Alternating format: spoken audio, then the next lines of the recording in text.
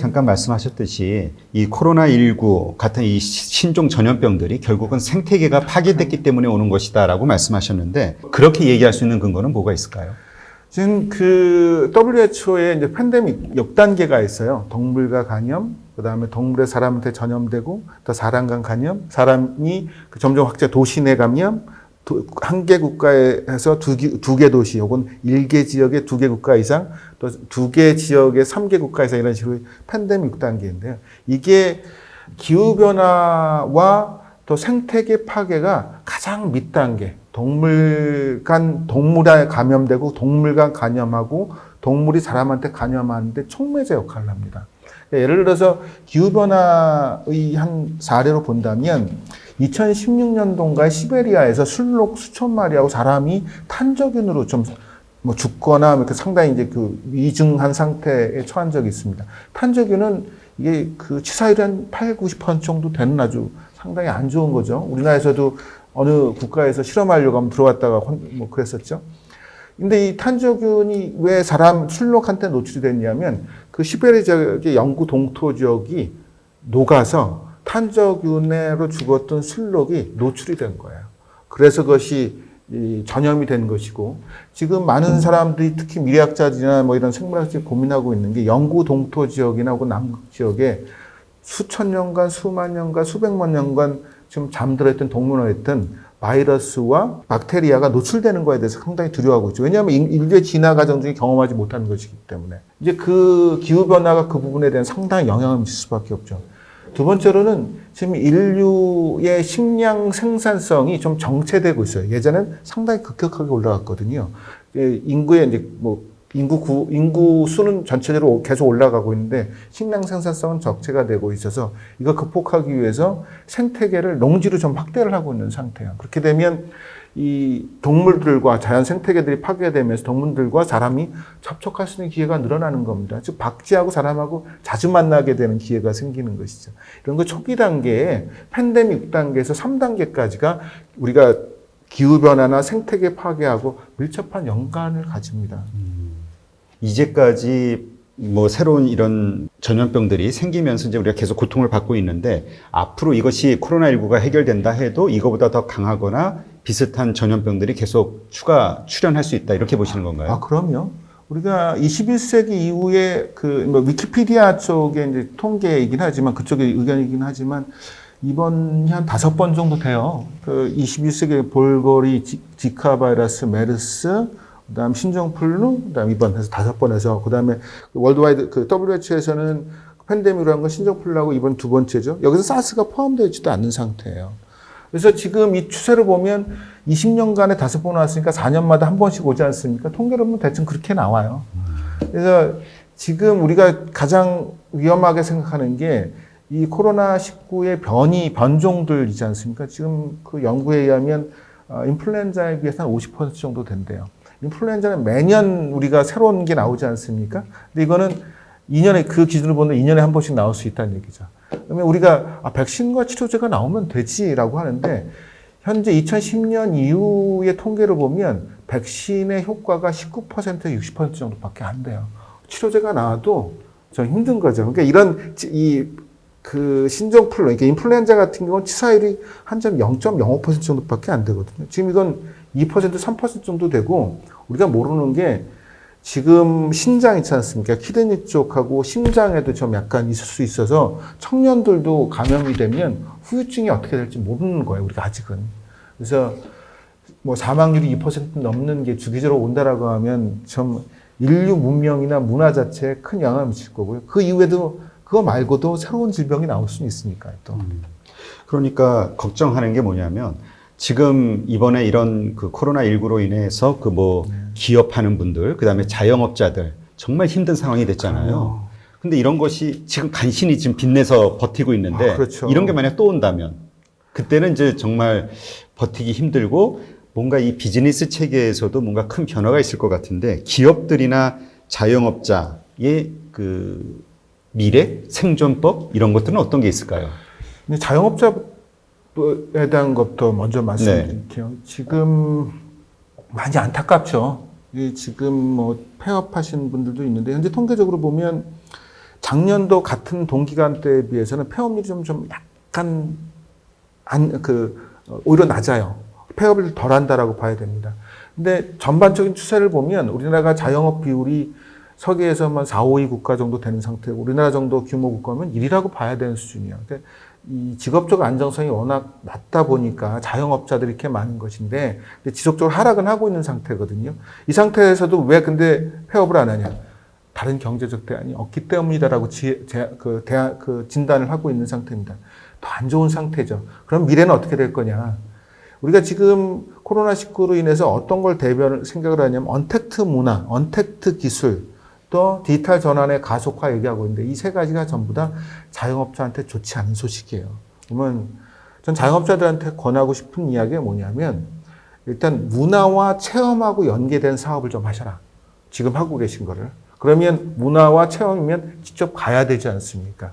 그리고 하시고 계신 것들 환기시설 같은 걸 보완을 해서 우리는 위생적으로 안전하고 감염병에 안전하다라고 하는 이미지를 만드셔라. 세 번째로는 디지털 기술과 융합하는 걸 끊임없이 고민하셔라. 그리고 마지막으로는 자꾸 대안들을 더 고민하셔라. 이게 어쨌든 전체적인 추세는 자영업자들이 우하향합니다. 지금 한국 사회의 경제 규모라든가 우리가 갖고 있는 자영업자가 너무 많은 상태고 너무 포괄된 상태이기 때문에 그런 측면에서 다른 대안들을 끊임없이 탐색하셔라. 단지 지금 버티시려면 제가 아까 말씀드렸던 그런 것들을 더 고민하셔서 좀 시간들 좀 버셔라. 이런 말씀 드리고 싶습니다. 지금 말씀하신 것 가운데서 이제 뭔가 대안을 만들어야 되잖아요. 예. 근데 이제 이렇게 주변을 보면 그 대안으로 가장 먼저 떠오르는 게 많이 알린다. 이게 많이 뽑혀 있는 거야. 광고를 많이 해야지. 예. 근데 이제 지금 이거는 기본 틀이 바뀌는 거기 때문에 알리는 문제가 아니라 시스템 자체에 대한 그렇죠. 변화를 얘기하시는 거죠. 그렇죠. 이게 광고도 결국에 제로섬 게임이잖아요. 근데 우리가 이제 그 광고나 이런 인지도 문제 때문에 많은 그 플랫폼 기업들한테 엄청난 돈을 쓰고 하고 있지 않습니까? 그래서 약간 다른 어프로칭이 필요하다면 그런 것도 하면 해야 되는데 일단 제가 봤을 때 이제 업종별 차이는 좀 있어 보여요. 이런 것들 보면. 그래서 이 단기간이나 장기적으로 보면 식품 및 종합 소매는 늘어날 거다. 우리가 언택트가 되면 가서 식사는 음식점에 가지는 않는다 하더라도 배달해서. 음식 완료된 거 혹은 중간 음식재 이런 것들에 대한 건 있지 않겠습니까? 그리고 지금 우리가 건강과 연계가 되니까 그런 부분하고 좀 연계해서 좀 생각해 볼 수가 있겠다. 그리고 이런 재료상들을 보면 전국에 다 할 수는 없잖아요. 지역적으로 하니까 지역 공동체를 통해서 규모의 경제를 달성하는 측면도 한번 고민을 해보셔라 라는 말씀을 드리고 싶어요. 택시 및 운수업은 제가 봤을 땐 단기는 괜찮은데 제가 봤을 땐 장기적으로는 보면 안 좋을 거다. 한 10년까지는 어떻게 버틸 거지 뭐. 뭐 무인차에 대한 그렇죠. 우려도 있는데요, 뭐.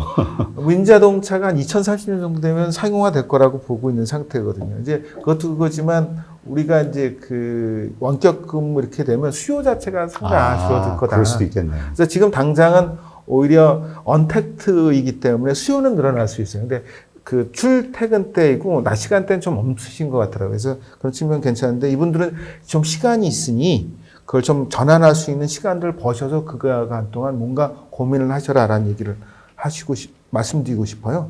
그리고 지금 또 고민되는 게 의료 서비스 관련돼서 지금 정부에서 이 디지털 뉴딜을 얘기를 하고 있고 디지털 뉴딜에 이제 원격 그 의료를 얘기하고 있지 않습니까? 원격 의료라고 하는 게 사람이 원격에서 하는 것이기도 하지만 기계가 하는 부분도 있거든요. 그래서 그런 부분과 관련된 상당히 창의적인 것들이 꽤 있을 텐데 물론 이 부분은 하이테크인 부분도 있지만 이쪽과 관련된 비즈니스 모델을 한 번 더 생각을 해보시라. 왜냐하면 이 의료 서비스 부분이 갖고 있는 경제적 비중이 지금도 크고 앞으로도 더 커질 거이기 때문에 그렇습니다. 그래서 약간 영역별로 약간 달라요. 그래서 제가 그 상세한 내용들이나 그 진단 혹은 대안들은 그 제 졸조에 좀 약간 넣어놨습니다. 뭐 책 사보시라는 건 아니고요. 그렇다는 말씀 드린 겁니다. 사라는 것보다 더 무서운데요? 네, 준비한 책 광고였습니다. 네. 그 기업들 같은 경우도 이게 만만치 않을 것 같아요. 그럼요. 예.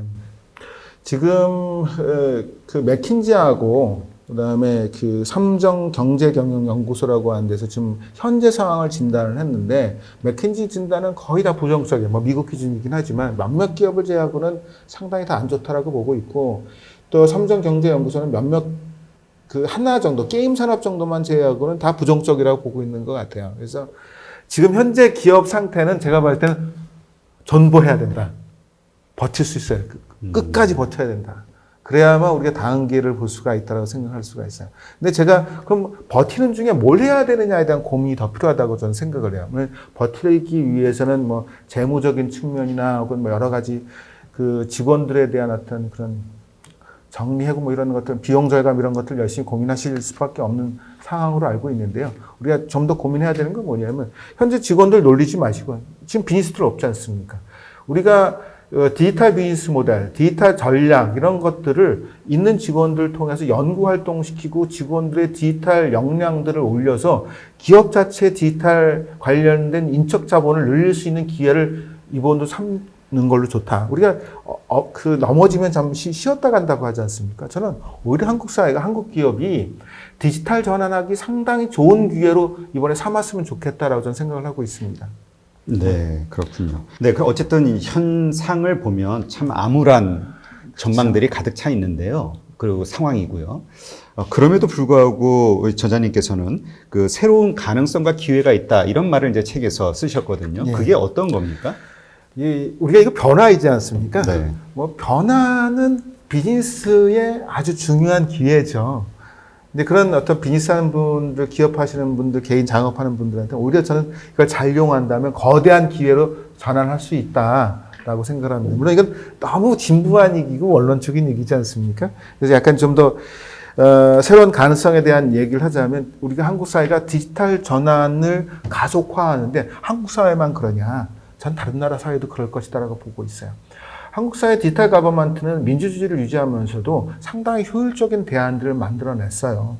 그런 측면에서 많은 제3세계에서 한국의 디지털 가버먼트에 대해서 적극적으로 수입하려고 할 거다. 그러면 지금 과거에도 상당히 많이 했었어요. 왜냐하면 한국 사회 전자정부는 뭐 연속 3년간 세계 일을 했었기 때문에 많은 나라 수출을 했는데 그때 당시에 전자정부가 뭐 전자정부 1.0이라고 하면 지금 하고 있는 거는 뭐 박근혜 정부 때는 뭐 전자정부 3.0 얘기하고 뭐 권경 교수님이라고 이제 스님 계신데 뭐 전자정부 4.0 얘기하시는데 그런 측면의 것들이 새롭게 수출할 기회가 열릴 거다. 두 번째로는 한국 사회가 봤더니 디지털 인프라와 디지털 역량들이 상당히 높은 사회다라고 하는 게 이번에 입증이 됐어요. 다른 나라에 비해서. 그것은 다른 나라에 비해서 이 부분을 잘 살린다라고 하면 전 세계가 디지털 전환을 할 것이기 때문에 생각보다 다른 측면에서 디지털 경쟁력을 가질 수가 있고 그걸로 스마트 프로덕트, 스마트 서비스 같은 걸 제공할 수 있는 또 다른 기회를 우리가 만들 수 있다라고 생각이 드는 것이죠. 또 하나는 이 디지털 전환과 관련돼서 가속화되면 청년층한테 일자리가 더 많이 생길 거예요. 제가 안타까운 건 뭐냐면 X세대가 디지털 이주민이라고 하고 Y세대를 디지털 노마드라고 하는데 이분들이 평균적으로 디지털 문해력도 떨어지는 경우가 많아요. 그렇다고 하면 이 코로나19 이후에 이분들에 대한 퇴직 압력들이 상당히 있을 거다. 오히려 이거는 청년들한테 새로운 기회가 될 수 있다. 청년들에게 새로운 기회가 된다라고 하는 거는 청년들의 경쟁력이 우리 한국 사회의 미래 경쟁력화할 수가 있기 때문에 긍정적인 측면이 있다. 그래서 저는 뭐 X세대에 속하지만 X세대고 Y세대 같이 포함해서 좀 약간 더 고민할 수 있도록 해야 된다. 그리고 전 가장 중요한 게 이번에 제가 이제 검은 코끼리 말씀드렸지 않습니까? 그 신종 감염병이 검은 코끼리였는데 이번에 흰 코끼리가 된 게 전 세계죠. 앞으로 전 세계에서는 신종 감염병에 대해서 철저한 규칙과 표준을 제정을 할 겁니다. 뭐 항공기부터 시작해서 건물까지 환기 관련된 규정들을 많이 올릴 거예요. 하게 될 거예요. 그래서 근데 이 검은 코끼리가 흰 코끼리가 된 거죠. 한국 사회도 비교적 잘 대응한 게 이전에 아픈 경험, 메르스란 경험 때문에 이게 검은 코끼리가 아니라 흰 코끼리를 인식했기 때문에 했던 거였거든요. 그러면 그 이외에 검은 코끼리도 우리가 충분히 인식할 수 있게끔 긴장할 것이고 그것이 인류 사회, 한국 사회한테 근본적인 위협이 될 수 있는 걸 적극적으로 대응하게 하는 기회가 될 거다라고 저는 이걸 긍정적으로 전환할 수 있는 기회와 가능성이 충분히 있다라고 보고 있습니다. 네. 사실 이번에 우리의 방역, 네. 어떤 문화, 그 다음에 그런 실력, 네. 이런 것과 또 헬스케어에 대한, 그래서 이게 전 세계의 한국의 어떤 그 브랜드 인지도가 헬스케어라든가 이런 쪽에 인지도가 상당히 높아진 걸로 이제 저도 알고는 있었는데 네. 지금 말씀하신 대로 그 디지털 분야도 사실 이게 같이 연결되어 있는 거라고 볼 수 있겠네요. 저는 그 바닥에다 디지털이 있다라고 봅니다. 음. 이제 4차 산업혁명, 약간 이제 그 개념 자체와 정의와 이런 거 혼란이 좀 있는데, 예를 들어서 이제 그 디지털 전환, 그 다음에 4차 산업혁명 이음동이었는데, 인더스트리 4.0은 약간 다릅니다. 클라시법이 얘기했던 거는 거기 생명과학 기술이나 나노물질 기술이 더 들어가는데, 그건 이전부터 얘기를 했던 것이고, 그 이면에 전 이제 디지털 기술이 있는데, 전 그걸 이제 범용 기술로 생각해서 디지털 범용 기술이 21세기 전반을 큰 변화를 가져올 거다. 우리가 그런 디지털 범용 기술을 보고 새로운 비즈니스와 새로운 가능성을 탐색해야 된다. 그런데 한국 사회에 대해서 그 전까지는 전 세계적인 평가도 디지털 역량이 떨어지는 국가로 봤어요. 근데 물론 저희가 낙관해서는 안 됩니다. 왜냐하면 소프트웨어 산업이 한국 사회가 워낙 낮아요. 그렇지만 이번에 대응하는 것들을 봤더니 응용 역량이든 충분히 디지털 역량을 높여서 디지털 비즈니스 모델이나 디지털 전략을 충분히 잘 할 수 있는 나라로 그런 역량이 있음이 밝혀졌다라고 저는 판단을 합니다. 네, 그렇군요. 근데 지금 조금 전에 교수님이 계속 반복해서 말씀하신 게 이제 그 건물의 환기 부분을 이제 언급을 하셨는데 제가 이제 끝까지 이 말씀을 듣고 보니까 이해가 되는 게 이 모든 전염병의 가장 근본적인 어떤 그 방지책 이런 것들이 환기에 달려 있다라고 보시는 건가요?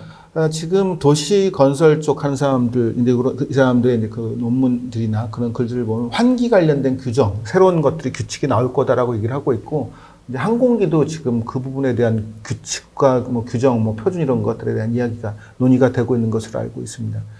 그러니까 지금 기존 건물들 있어서 바꿀 수 있는 건 바꿀 거지만 그렇지 않는 거는 가격이 싸지겠죠. 비행기 이제 그 자유여행 있지 않습니까? 이런 어느 정도 해소가 되면 여행도 할 텐데 비행기 가격이 운임료가 비싸져서 그 숫자가 줄어들 거라고 저는 전망하고 있습니다. 환기를 하려면 좀 공간부터 시작해서 구조 개선이 필요할 거 아닙니까? 네, 그렇군요. 네, 이렇게 해서 뉴노멀 저자이신 윤기영 교수님과 앞으로 우리가 일상화될 수 있는 여러 가지 경제부터 시작해서 여러 가지 사회 환경 문제들에 대해서 다루어 봤는데요.